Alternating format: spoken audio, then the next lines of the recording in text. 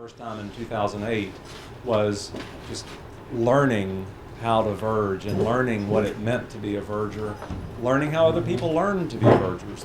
I felt like, and in fact, I think I was the only training course recipient that year, and I was confused the entire time. I didn't know where to go or what to do. So part of Verger 101 is our answer for trying to make being verging a little bit easier, a little more fun, and a little bit kind of more exciting to learn here at the conference. We are gonna go fairly fast. I did want to introduce ourselves. David, if you could just kind of introduce yourself. I'm David Jetty. I'm the head verger at Trinity Wall Street, and Scott mentioned Burlington. That's Burlington, Vermont, not Burlington, Ontario, where we have some people here. And I became a verger there in Vermont. That's when it happened, not long after I became an Episcopalian. And so I became an Episcopalian in 1974, and I started becoming a verger in 1976, and came to New York City in 1985, where I have been ever since, working at Trinity Wall Street. Danny. I'm Danny Metters. I'm from St. Patrick's, Long Beach, Mississippi. I started being a verger in a mission church, and it came about because my vicar was called to the church. My vicar was called to be associate rector at the church Bill Gleason was at, and he walked back and said, Danny, you're now a member of the Guild. You're a verger. And so he left, and all of a sudden, I did my thing for a few years in a vacancy. There you go. So my name's Scott Smith, and I am from Christ Church Cathedral in Nashville. And the interesting thing, we have a couple of questions that we were going to go over. How did I get started to being a verger? Is I was an usher. I was minding my own business in the back of the Hello, how are you? Welcome to church. Pass a plate. I was really good as an usher because I didn't have to do that much. And Roy Gottfried, our head verger, mysteriously kept coming to the back of the nave to hang out and talk. And it's a bad thing when the verger wants to come back and talk, because that means they probably identified that you're hyper organized, you really like leading people around, telling them what to do. The next thing I knew, he said, why don't you come back and be a sacristan, just tag with me one day. And I was never an usher again. Just kind of fell in love with it. And basically, how did I learn about being a verger? Has been really coming to conferences and listening and talking with other vergers to get experience from their parish. Because we all know that being a verger at a cathedral could be different than being a verger at Trinity Wall Street, being a verger at a parish with 40 people.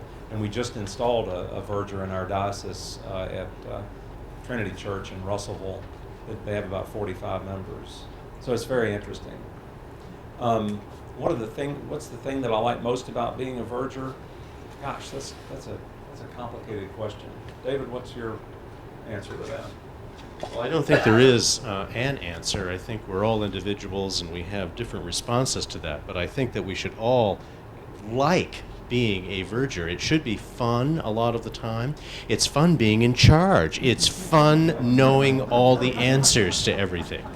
But that's really only part of it. I think there's always things to learn. You're never running out of things to learn. It's a wonderful place in which to meet people. You're really at an intersection between the ordained and those who are not. And I find in my experience that the laity often look to me more than they look to the clergy. Maybe it's because I'm a whole lot better looking. I don't think so. But I'm more accessible, and I think that's a good thing. I think that being a layperson is a strength in doing this ministry. We're there certainly to assist the ordained, but we're also there to be part of the laity, and I think that's very, very critical to us as Episcopalians and Christians. Okay, so how did we prepare for Verger 101? I think everyone here, more than likely, got an email. Did everyone pretty much get an email from us about a survey? So we surveyed all 37 folks in here, which is pretty good, and we got 28 survey responses. Boy, and if you're in marketing, that's a great response rate. And so we got all of the multiple choice questions back, and we ranked those. So we're going to start with the most popular one and move our way down. We're going to spend about 5 minutes per question. We also got a lot of great, just open questions. We've reviewed those, and we're kind of throwing those in as we go. For example, one of the questions was, I'm a verger in a very small church. I'm really interested in knowing how other vergers in the same size church do their work. There was another question that said, I'm really interested in documentation. How can we share documentation? I think there was one about, how do I develop my own customary? Well, Margaret was talking about the document library. So there's all those kind of things. We're going to kind of spread that in throughout the presentation. Okay?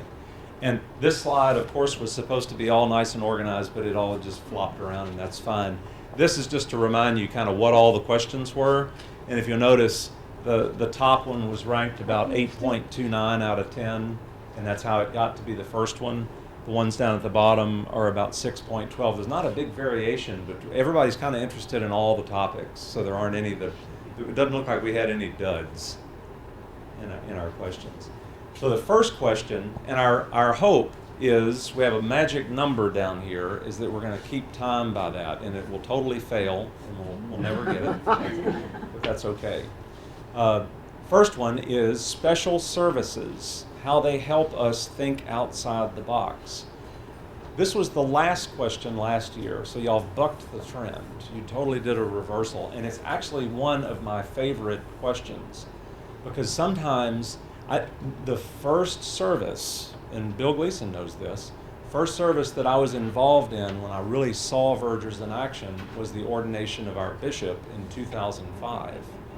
Boy, you talk about a special service. Now that's a special service. But I was able to watch Bill and the organization that he did, and I was watching. How do you get 2,000 people in a big room to get all up for Eucharist? I was amazed by that. How do you organize the ushers? So if you've got 40 ushers and they're running around all the space, how does that work?